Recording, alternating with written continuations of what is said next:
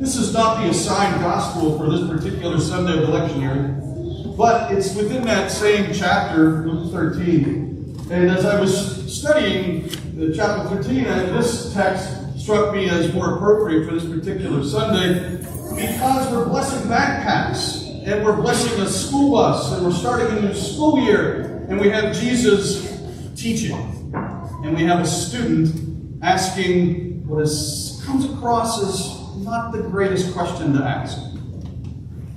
Teachers can relate when students ask questions that aren't the best questions. Now, I know there are no dumb questions, but come on, teachers. Sometimes there's some dumb questions. The question is, so Jesus seems to be going about his business. He's on his way to Jerusalem. And the text says that he was teaching them. And while he's teaching, one of his students comes up and asks a question. The question is, the question is about numbers. How many will be saved? Will it just be a few? Jesus seems to understand the motivation from where that question came. And he seems to be able to, because we have no context. We don't know the person that asked the question. We don't even know the teaching that Jesus was offering that prompted the question. So we're left kind of, in the empty here. But Jesus seems, by the answer he gives, to be able to know the motivation. And then what Jesus does is what every amazingly good teacher does. He doesn't answer the question. He says some things that position the person to find the answer on their own. I had a teacher in seminary that was like that. One of my favorite teachers, and the teacher that really made the greatest impact, Dr. Wanger, our Lutheran Confessions teacher at the seminary. And we would ask questions like that. We would ask questions like that, if God is filled with grace and loves all people, does that mean Hitler's in heaven? That's a dumb question. But it's a curious one, right? It may have crossed your mind every once in a while. Dr. Winger would look back at you and say, why do you ask that question? To which you would then begin to share, and he would say, yeah, but why do you need to know the answer that way? And he would keep pushing you until you got to your motivation for asking. And finally, the motivation was something personal, deeply theological. Well, I guess if Hitler's in heaven, does that mean that I get to go too? And then he would say, now you have found the grace of God.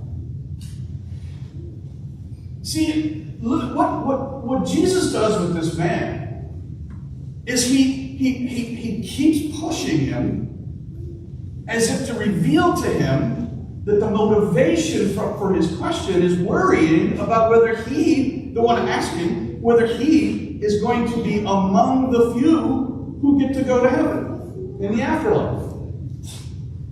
And he keeps pushing him. He says, first, strive for the narrow door. Well, that's not an answer to his question. He's asking for a number. How many get to go? And then Jesus says, you, makes it personal now, you strive for the narrow door. And then tells this story about the last being first, which goes through this paradigm in which it sounds pretty scary. Like you will ask to be entered, and and the Lord will say, I don't even know you. Be gone with me, evildoer. Let me ask you this. The question is about salvation, right? Who gets to be saved for the kingdom of heaven? Who does Jesus save for the kingdom of heaven? Who does Jesus save? Is it not evildoers like you and me? Jesus saves sinners. Jesus saves people who are struggling, feeling left out, like I'm not worthy of the kingdom of heaven. People who can't earn it, people who have no merit. Jesus saves us.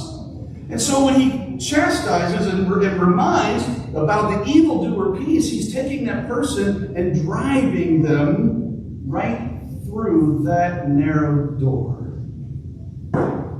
Because the only thing the person asking the question can do at that point is to cling to the one who's going to possibly open that door. Later on in the text, we find out even who the door is, and it's Jesus himself.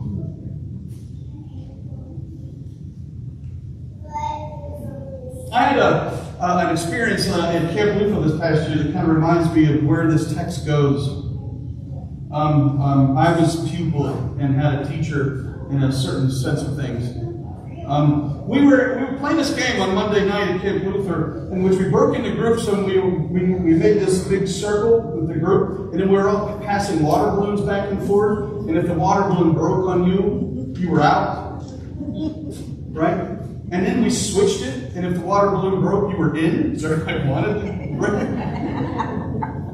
So we played it both ways. And so even the staff got chosen to be on teams. And so I'm gathering with my team, right? A little freshman kid says, "Pastor Rich, here's how you do this." He's wanting to win this. He's competitive, right? A little freshman kid looks at me and says, "Pastor Rich, here's how you do this. Bend your knees." I'm like, I know I'm older than you, but give me a break here. I was athletic once upon a time. Bend your knees, Pastor Rich. And don't put your hands all the way out. Keep your elbows bent. I'm like, okay, thank you very much.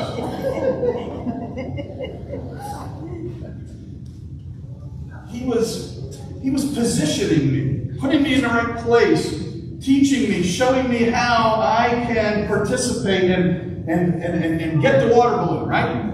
So it doesn't break or so that I can play the game correctly. He was positioning me. Jesus, the teacher in the text, is positioning the student to receive God's grace, to receive the message, the real true teaching, so that it comes and dwells up from within and has a deeper impact. Jesus is positioned for grace, this person. And that's what God does with us. That's what Jesus does with each of us. There are times in our lives when we're confused and we're confounded. We start asking questions. Why is this happening to me, God? Or why is this happening to my loved one, God? What is going on? There are times when the questions come upon us and they're weighty and they're heavy and they're significant in the moment for us. And we are demanding answers, and sometimes the answers don't come. And yet still, we can look back on those in past tense and realize that while we were asking questions, Jesus was still positioning us to receive true grace. And that true grace might have come as a surprise from a neighbor, a friend. It might have come as a surprise as you're sitting in church. It might have come as a surprise as a doctor gives a diagnosis. It might have come as a surprise in so many other ways. But that surprise doesn't come if Jesus doesn't position us to be able to receive it like that water balloon, to catch it and know what it is, and feel it, and sense it, and to be able to breathe. Today we baptized two amazing little kids, two children of God, welcomed into the kingdom of heaven. They have no clue. They have no clue what's happened to them, other than some guy in church splashed water on their head, and their parents stood around watching, nodding like this. That's okay. But they will be raised now in sort of this life, and the Holy Spirit will go with them. And just as water splashed on them today, that water balloon of grace will be there for them. Because God will go with them everywhere, and God will go with us. And there will be moments to our surprise when that water balloon will break open God's love and mercy all over us and remind us that we are baptized children of God, heirs to the kingdom of heaven. And God's love has no end for us. And the moments of our worry and our sadness and our grief will be given this grace, this love, to sustain us in that moment, the next moment, and the next moment. So my friends, may God bless you with the love of God that positions you throughout your life to receive God's grace. May God bless you with the great teacher of the kingdom of heaven who constantly takes our questions and receives them, reminding us there are no dumb questions in the kingdom of heaven, and constantly shapes us, moving us and positioning us to receive His greatest mercy, His greatest gift, His greatest teaching, and that is the grace and love of God. That when it's received, it breaks open like a water balloon and surprises us with love that has no end. God bless you.